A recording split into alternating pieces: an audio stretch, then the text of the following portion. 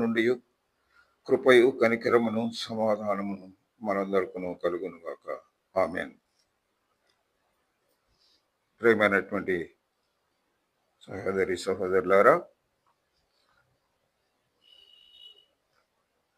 యేసు ప్రభు చనిపోయిన తర్వాత మూడవ నాడు సజీవుడై పునరుత్థానుడై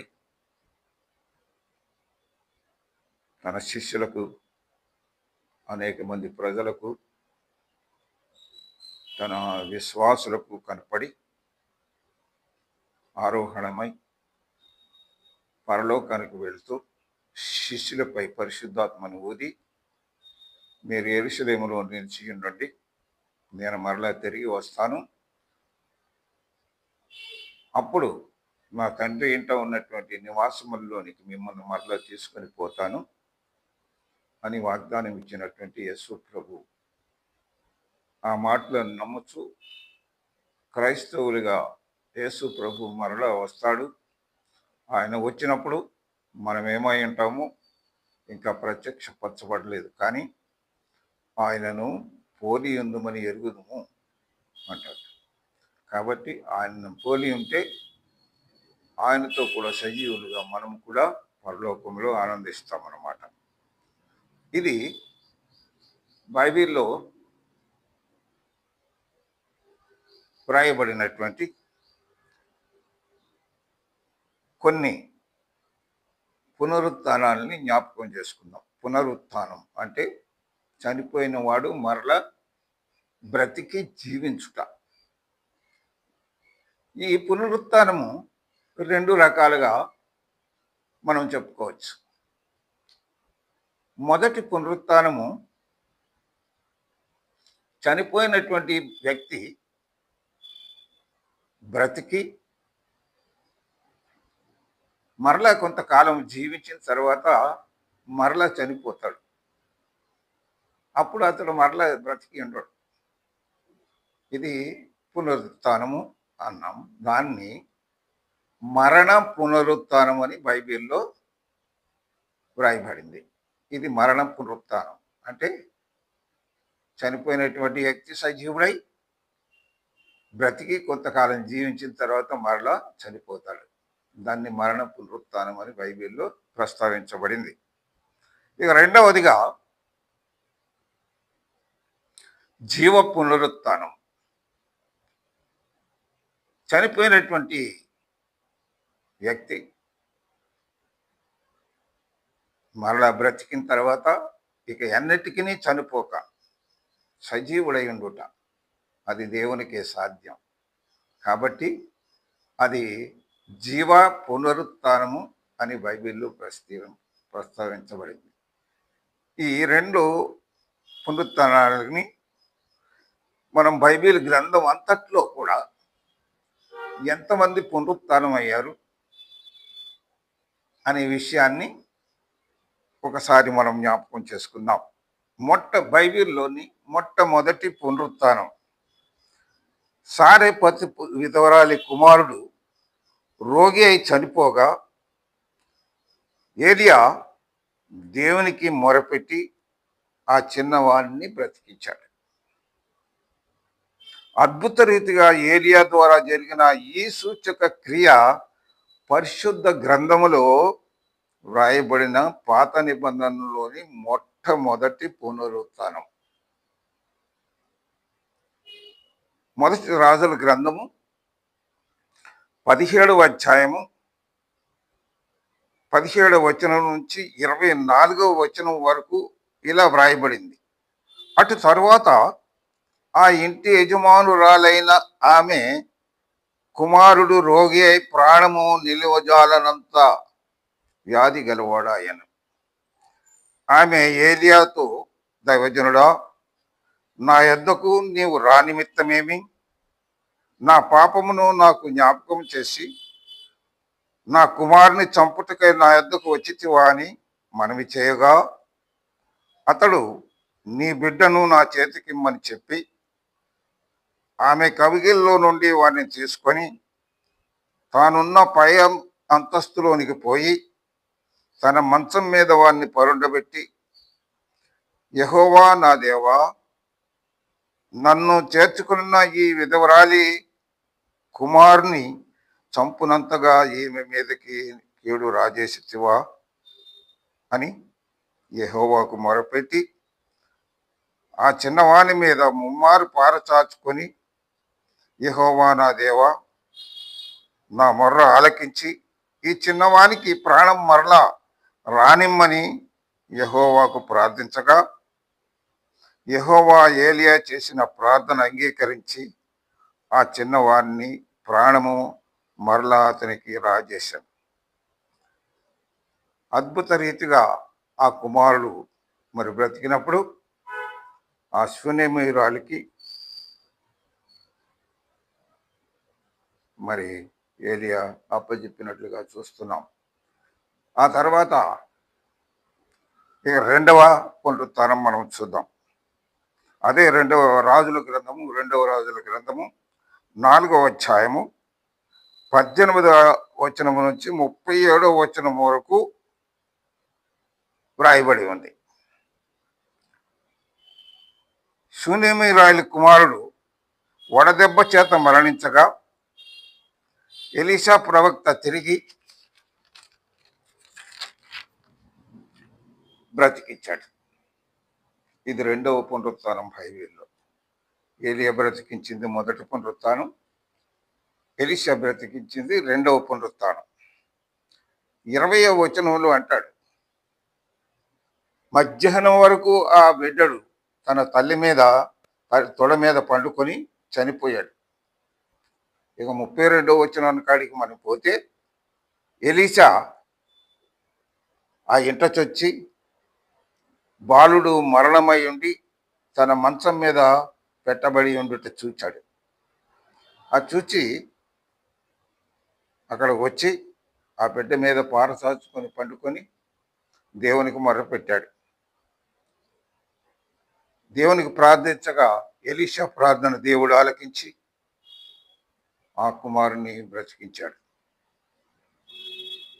35వ వచనంలో మనం చూస్తాం, బిడ్డ 3 మార్లు తుమ్మి కండ్లు తెరిచాను. బిడ్డడు ఆ 3 మార్లు తుమ్మిన తర్వాత కండ్లు తెరిచినప్పుడు అప్పుడు ఎలీషా గెహజీని పిలిచి శూనేమీరాలిని పిలుచుకొని రమ్మన్నాడు. ఆమె వచ్చినప్పుడు, ఇదిగో నీ బిడ్డను ఎత్తుకో అన్నప్పుడు ఆమె అతని వద్దకు రాగా, ఇదిగో నీ బిడ్డను ఎత్తుకోమని చెప్పాడు. ఆ బిడ్డను ఆమె ఎత్తుకొని పోయి సంతోషంతో వెళ్ళినట్లుగా మనం చూస్తున్నాం.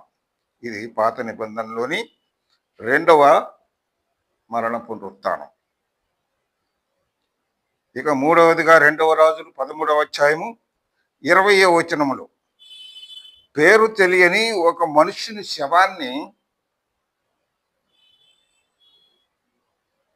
ఎలీషా శల్యమునకు తగిలి తిరిగి బ్రతికి లేచినది ఇక్కడ వ్రాయబడింది.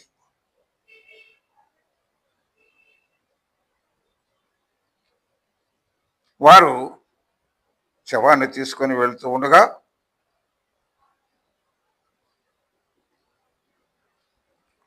వారు తమ తరువాత సమాధిలో నుండి ఉంచిరి. ఎలీషా సమాధిలో ఆ శవాన్ని పెట్టేశారు. గబుక్కొని పెట్టినప్పుడు ఆ ఎలీషా శల్యాలకి తగిలినటువంటి ఎముకలకి తగిలినటువంటి ఆ శవము లేచి బ్రతికి నిల్చున్నట్లుగా చూస్తున్నాం. అప్పుడు వారు మోయాబు సైన్యము యుద్ధానికి ఇశ్రాయేలు మీదకి వస్తున్నప్పుడు జరిగిన సంఘటన ఇది. మోయాబు సైన్యం దేశం మీదకి వచ్చినప్పుడు ఒక శవాన్ని పాతిపెట్టడానికి వచ్చిన ఇప్పుడు జరిగిన ఈ సంఘటన. ఆ శవాన్ని కొందరిలో ఎలీషా పాతిపెట్టినటువంటి ఆ సమాధిలో పెట్టేసినప్పుడు ఆ శవం తిరిగి మరలా బ్రతికింది. కొంతకాలం తర్వాత మరలా చనిపోతారు వాళ్ళు. ఇవన్నీ పాత నిబంధనలో మనం చూస్తున్నాం. 3 మరణ పునరుత్థానాలు. ఇక క్రొత్త నిబంధనలో పునరుత్థానాన్ని మనం చూద్దాం. సమాజ మందిరపు అధికారి అయిన యాయీరు కుమార్తె చనిపోయినప్పుడు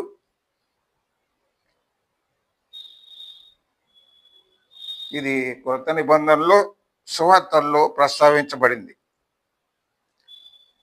మత్తయి సువార్త 9వ అధ్యాయము 18వ వచనం నుంచి 26వ వచనం వరకు, మార్కు సువార్త 5వ అధ్యాయము 35వ వచనం నుంచి 43వ వచనం వరకు, లూకా సువార్త 8వ అధ్యాయము 41 నుంచి 42 వచనాల వరకు ఈ ప్రస్తావన మనము చదవగలం. పేతురు, యాకోబు, యోహాను, ఆ చిన్నదాని తల్లిదండ్రులు మాత్రము యేసు వెంట ఆ చనిపోయిన గది, ఆ చిన్నది పరుండబెట్టినటువంటి గదిలోనికి వెళ్ళారు. అక్కడ వాయిద్యములు వాయించేవారు, పిల్లల గురువులు వాయించేవారు, ఏడ్చేవారు, అక్కడ చాలామంది రొమ్ము కొట్టుకుంటూ ఉన్నవారు ఉన్నారు. యేసు వారందరినీ చూచి ఏడవద్దు, ఈ చిన్నది నిద్రించుతున్నదే గాని చనిపోలేదని చెప్పినప్పుడు అక్కడ ఉన్న వారందరూ యేసు ప్రభువుని పరిహాసం చేశారు. ఆమె చనిపోయింది నాయన అని మేము ఏడుస్తూ ఉంటే నువ్వు చనిపోలేదంటావా అని బహిరంగంగా చెప్పలేక ఆయన్ని పరిహాసం చేస్తూ ఉన్నారు. అయితే యేసు ఆమె చెయ్యి పట్టుకొని, చిన్నదానా లెమ్ము అని చెప్పగానే ఆ చిన్నది లేచి నడవసాగింది. అందరూ ఆశ్చర్యపోయారు. ఇది కొత్త నిబంధనలోని మొట్టమొదటి మరణ పునరుత్థానం. ఇక రెండవది, నాయీను విధవరాలి కుమారుని బ్రతికించుట. లూకా సువార్త 7వ అధ్యాయము 11వ వచనం నుంచి 18వ వచనం వరకు ఈ మాటలు మనం చదవగలం. ఆ విధవరాలి కుమారుడు చనిపోగా ఆ శవమును పాడిపై ఉంచి ఊరి వెలుపలికి మోసుకొని పోతూ ఉన్నారు. ఆ పోతూ ఉన్న సమయంలో ఊరి ప్రజలందరిలో అనేకులు ఆ పాడి వెంట నడుస్తూ ఉన్నారు. అక్కడ చేరిన ప్రతి వాడు దుఃఖించుతూ ఆ పాడి వెంట వెళుతూ ఉన్నారు. యేసు ఆ విధవరాలితో ఏడవకమని చెప్పాడు. చెప్పినప్పుడు ఆ పాడిని మోయిచున్న వారు నిలబడ్డారు. యేసు పాడిని ముట్టుకునగానే పాడిని మోయిస్తున్న వారు ఆగిపోతే యేసు ప్రభు చిన్నవాడా లెమ్ము అని చెప్పగా వాడు లేచి కూర్చుండి మాటలాడసాగాను అని వ్రాయబడి ఉంది. కాబట్టి అలాగూ ఆ విధవరాలికి ఒక్కడే కుమారుడైనటువంటి ఆ కుమారుని ప్రభు బ్రతికించి ఆ విధవరాలికి మరలా అప్పచెప్పినప్పుడు ఆ ఊర్లోని వారందరికీ ఎంతో సంతోషం కలిగినట్లుగా మనం చూస్తాం. ఇది కొత్త నిబంధనలో యేసు ప్రభు చేసినటువంటి మరణ పునరుత్థానములో రెండవది. ఇక మూడవదిగా లాజరు యొక్క పునరుత్థానం. యోహాను సువార్త 11వ అధ్యాయము మొదటి 40 వచనాల్లో ఈ విషయం రాయబడి ఉంది. అనేక మంది లాజరు సమాధి వద్ద చేరారు. అప్పటికే లాజరు చనిపోయి 4 దినాలు అయింది. యేసు మరియా మార్తలను ఓదార్చి స్వయంగా ఏడవద్దు అని చెప్పాడు, కానీ ఆయన కూడా ఇక్కడ ఏడ్చినట్లుగా వ్రాయబడి ఉంది. ఆయన ఏడ్చాడు. ఆ తర్వాత బహిరంగంగా దేవునికి ప్రార్థించాడు. ప్రార్థించిన తర్వాత లాజరు బయటికి రమ్మని బిగ్గరగా చెప్పాడు. వెంటనే లాజరు పేత వస్త్రములతో బయటికి వచ్చాడు. యేసు జనులతో ఈ మాట చెప్తున్నాడు, అతని కట్లు విప్పి పోనీయడని చెప్పాడు. వారు అతని కట్లు విప్పినప్పుడు అతడు వెళ్ళిపోయాడు ఇంటికి. ఇది కొత్త నిబంధనలో యేసు చేసినటువంటి 3వ పునరుత్థానం. ఆ తర్వాత నా నా తర్వాత దోర్కా అనేటటువంటి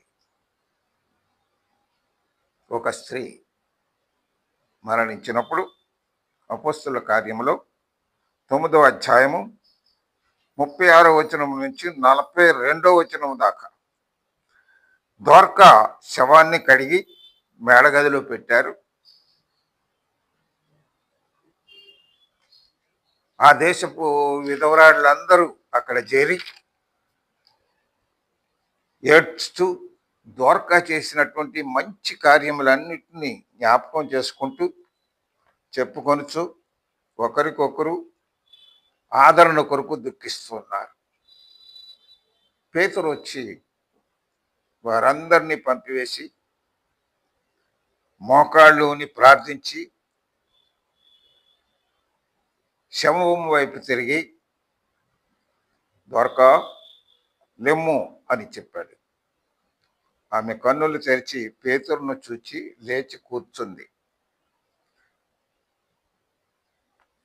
ఇది కొత్త నిబంధనలోని 4వ పునరుత్థానం, అంటే మరణ పునరుత్థానం. వీళ్ళు కొంతకాలం బ్రతికారు, చనిపోయారు. ఇక తర్వాత పునరుత్థానం యూదులు యేసు ప్రభువుని శిలువపై మేకులతో బిగించినప్పుడు ఆయన ప్రాణం విడిచి చనిపోగా వారి శవాన్ని అరిమత్తయి యోసేపు అని ఆయన అడిగి తీసుకొని దాన్ని దించి ఒక కొత్త సమాధిలో ఆయన్ను ఉంచినట్లుగా వ్రాయబడి ఉంది. ఆయన 3వ దినమున లేచాడు. ఆయన లేచినప్పుడు చాలా అద్భుతాలు జరిగినాయి. భూకంపం కలిగింది,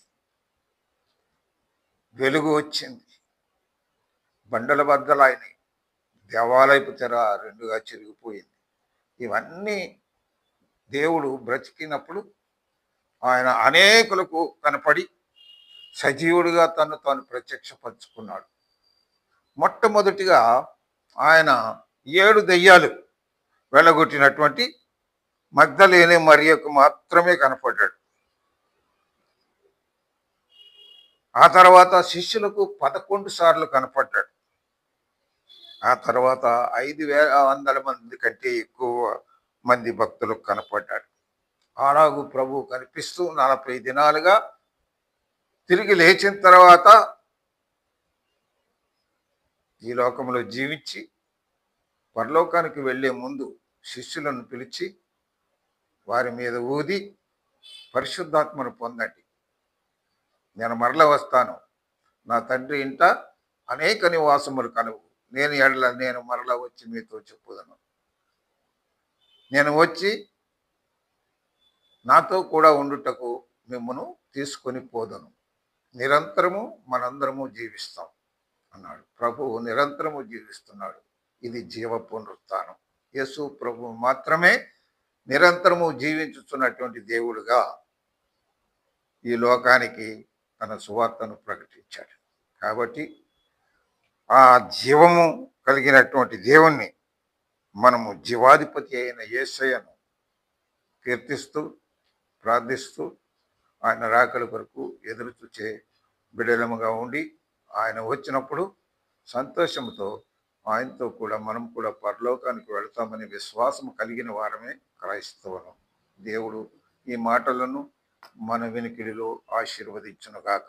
సమస్త జ్ఞానమునకు మించిన దేవుని సమాధానము మన హృదయములకును తలంపులకును కావలి ఎండునుగాక. ఆమేన్.